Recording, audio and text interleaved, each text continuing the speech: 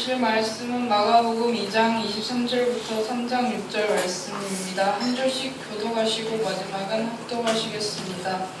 안식일에 예수께서 밀밭 사이로 지나가실새 그의 제자들이 길을 열며 이삭을 자르니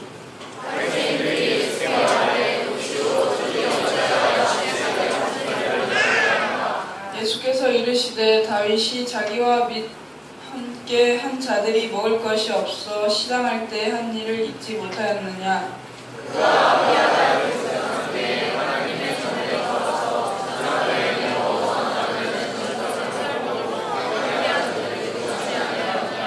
또 이르시되 안식일이 사람을 위하여 있는 것이요 사람이 안식일을 위하여 있는 것이 아니니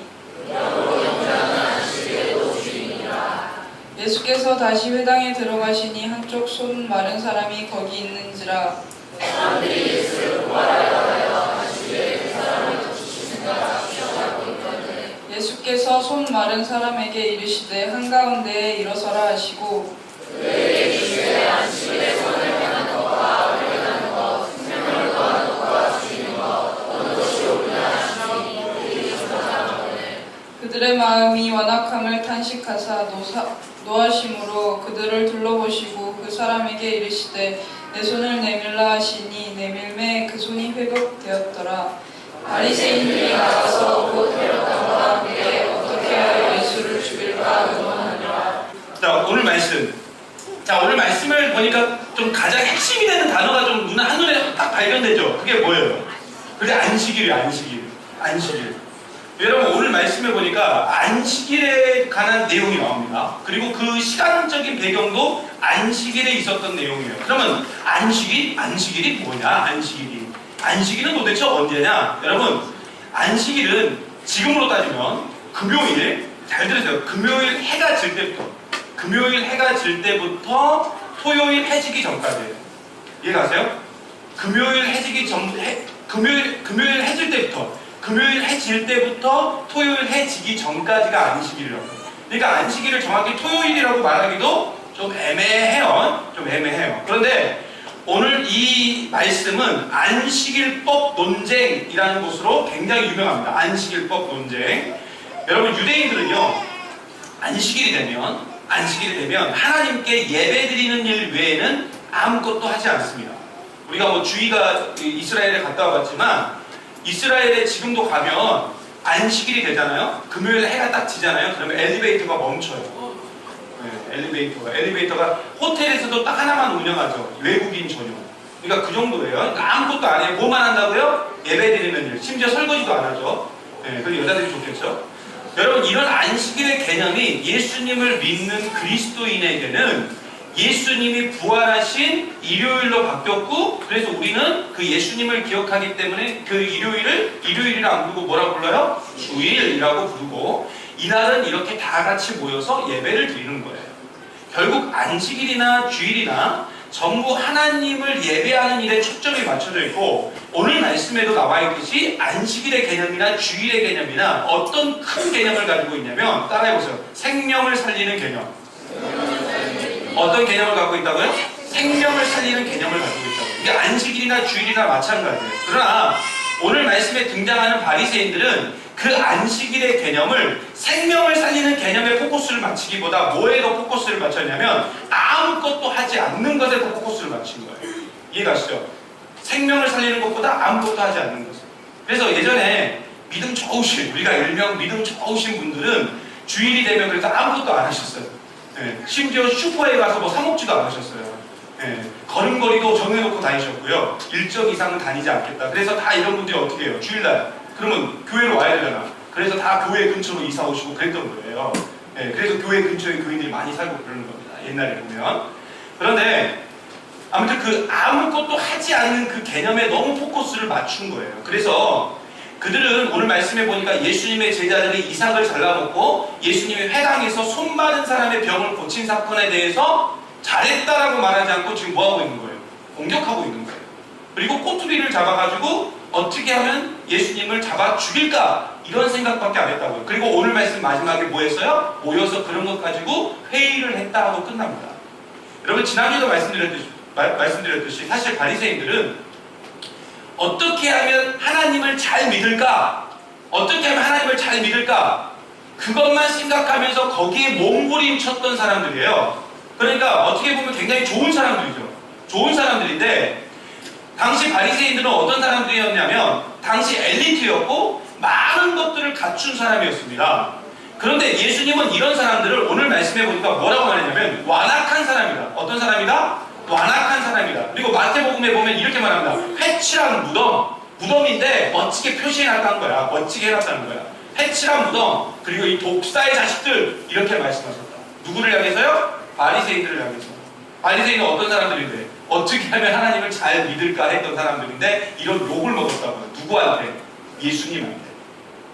아까도 말씀드렸지만 바리새인들은 많은 것을 갖춘 사람이었고 당시 최고 엘리트 그룹이었고 아무나 바리새인이 될 수 있었던 것도 아니었어요. 이들은 어떻게 하면 하나님 말씀대로 살 것인가 고민하고 애쓴 사람들이었어요. 그리고 얼마나 하나님 말씀을 잘 지키면서 살았는지 많은 사람들이 당시에 많은 사람들이 바리새인들을 존경했습니다. 그러나 이들에게 결정적으로 빠진 게 있었다고요. 결정적으로 빠진 게 있었다고요. 그게 뭐냐면 따뜻한 마음이 없었어요. 따뜻한 마음 없이 자비의 마음 없이 사랑의 마음 없이 그냥 하나님만 잘 믿으려고 했다고. 하나님 말씀을 잘 지키려고만 했다고요. 그러니까 안식일의 개념도 생명을 살리는 개념에 포커스를 맞추기보다 그냥 아무것도 안 하는 것. 그것을 우리가 흔히 뭐라고 불러요? 율법주의라고 부릅니다. 거기에 사로잡힌 거예요. 예를 들어서 오늘 말씀에 나온 손 맞은 사람, 이 사람은 장애인이죠. 그런데 바리새인들은 이 손 맞은 사람을 예수님이 병을 치료하는가 안 치료하는가, 그 사람을 고쳐주는가 안 고쳐주는가, 거기에 더 포커스를 맞춰가면서 그 손 맞은 사람을 예수님을 공격하는 데 이용을 합니다. 결국 바리새인들에게는 어떤 마음이 없었냐? 불쌍해하는 마음, 도와주려는 마음, 긍휼히 여기는 마음, 그게 없었다는 거예요. 그들은 오직 자신의 이익과 자신을 위해서만 살았어요. 그래서 온통 그들의 마음에는 뭐만 있었냐면 미움, 시기, 질투, 공격하고자 하는 마음, 이런 것밖에 없었어요. 사랑해주고 이해해주고 안아주고 이런 마음은 없었고 어떻게 하면 공격할까? 어떻게 하면 꼬투리를 잡고 비난할까? 이런 생각밖에 하지 않은 사람들이 누구였냐면 바리새인들이었다. 겉으로 봐서는 멀쩡하게 보이는데 속을 보면 엉망인 거예요. 여러분, 하나님을 믿는 사람이라면 반드시 삶의 열매로 드러나야 될 게 있는데 그게 뭐냐면 따뜻한 마음, 자비의 마음이 있어야 돼요. 그래서 이렇게 자비의 마음이 없는 사람들의 특징이 있어요. 그게 뭔지 아세요? 도끼가 있어요. 도끼. 뭐가 있다고요? 도끼. 독이 있다고 독. 그래서 이런 사람들의 특징이 뭔지 아세요? 어떻게 하면 물어버릴 거야. 항상 그 생각만 해요. 그죠? 어떻게 하면 물어버릴 거야. 어떻게 하면 자신의 힘을 그렇게 그런 걸 가지고 내 힘을 과시할까 생각하는 거예요. 그런데 힘이란 어디서 나오는 줄 아세요? 여러분, 힘이란 어디서 나와요? 물어버린 데서 나와요? 여러분, 물어버리면 힘도 그 힘도 있긴 있죠. 근데 그거 오래 가지 못해요. 진짜 힘은 어디서 나오느냐? 섬겨주고 품어주고 용서해주고 이해해주고 사랑해주는 데서 나와요. 이게 진짜 힘이에요. 원래 우기하고 뭐 아버지가 휴가를 나왔지만 군대에서도 그래요. 자꾸 구타하는 친구도 있거든요. 구타하는 친구 막 그러고 막 맨날 무는 친구도 있어요. 어떻게 하면 내 후임병을 물어버릴까? 어떻게 하면 맨날 괴롭힐까? 이런 것만 고민하는 친구들이 있어요.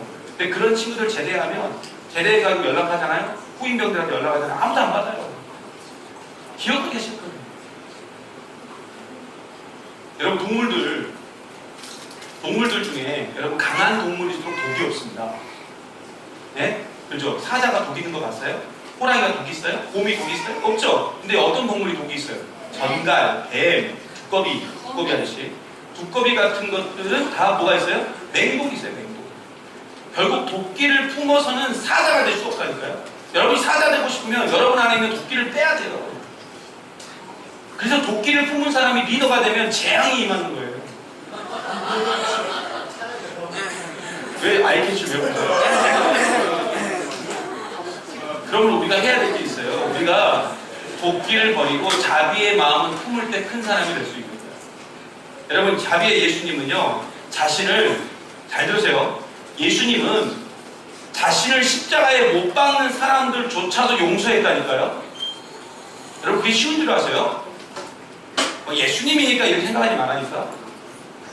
그리고 부활하신 후에는 자신을 배신한 제자들을 찾아가가지고 뭐라고 그랬냐면 너희들 일로 와 이러지 않았다니까요.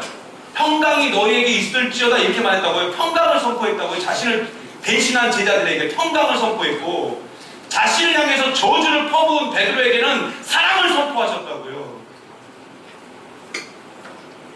그리고 죄인이었던 우리도 역시 그 예수님의 자비와 사랑으로 구원받고 하나님의 자녀가 되고 천국을 약속받았잖아요. 그리고 이런 것을 우리가 하나님의 은혜라고 부릅니다. 그러면 이런 은혜를 받은 사람은 받은 은혜에 합당하게 살아야 돼요. 그래서 내가 거저받은 은혜를 좀 기억하고 그 은혜를 좀 붙잡고 갈 때 내가 누구인지, 그리고 내가 어떤 존재인지 알게 되니까 내 안에 도끼가 다 사라지게 되고 섬기게 되고 품어주게 되고 용서하게 되고 이해할 수밖에 없는 거예요. 물고자 하는 마음, 이런 거 다 사라지는 거예요. 결국 하나님 말씀대로 산다는 거, 그리스도인으로 산다는 거, 그건 뭔 줄 아세요? 예수님의 마음을 품는 거예요. 그 자비의 마음이 내 마음이 돼야 돼요. 우리는 하나님의 말씀을 많이 아는 것, 잘 아는 것도 굉장히 중요해요. 그러나 더 중요한 건 뭔 줄 아세요? 안다고 끝내면 안 돼요. 그 아는 것이 손으로서 나와야 돼요. 열매로서 증명돼야 된다고요. 생명을 살리는 그 예수님의 마음을 기억하고 그 마음으로 사는 게 더 중요한 줄 믿습니다. 결국 그래서 우리는 우리의 상황이나 형편, 그리고 나를 힘들게 하는 사람들에게 집중하지 말고 오직 선하신 예수님, 자비의 하나님께 우리의 모든 시선을 다 고정하고 나아가야 돼요. 그리고 하나님의 은혜를 생각하고 나아갈 때 우리는 내 안에 그 바리새인의 도끼들이 다 사라지고 생명을 살리는 사람, 생명을 살리는 공동체가 될 줄 믿습니다. 오늘도 여러분 이 사실을 반드시 기억하고 다른 것 없고 기도할 필요 없어요. 오직 예수님만 바라보면서 내가 이제는 주님의 마음을 좀 품기보다 아버지의 마음이 내 마음이 되고 예수님의 마음이 내 마음이 되기를 간절히 소망합니다. 그리고 나도 그렇게 살기로 합니다. 그리고 그렇게 나아갈 때 여러분을 통해서 여러분 주변에 믿지 않은 영혼들이 감동받고 믿었다 낙심했던 영혼들이 감동받아서 다 주님께로 돌아오는 역사를 우리가 반드시 보게 될 줄 믿습니다. 뭐든지 돕기로 하면, 힘으로 하면, 사랑하고 섬기고 아껴주고 그 마음으로 갈 때 우리가 오늘 놀라운 역사를, 또 그 마음으로 이번에 캄보디아 가시는 분들은 그 마음으로 가야 돼요. 그렇게 해야 거기가 힘든 과정 가운데 여러분이 승리할 수 있어요. 가면 얼마나 힘든데, 얼마나 정말로 내가 여기 왜 왔을까 하는 후회감에 밀려옵니다. 그 마음을 갖고 나아가는 저와 여러분 되길 간절히 소망합니다.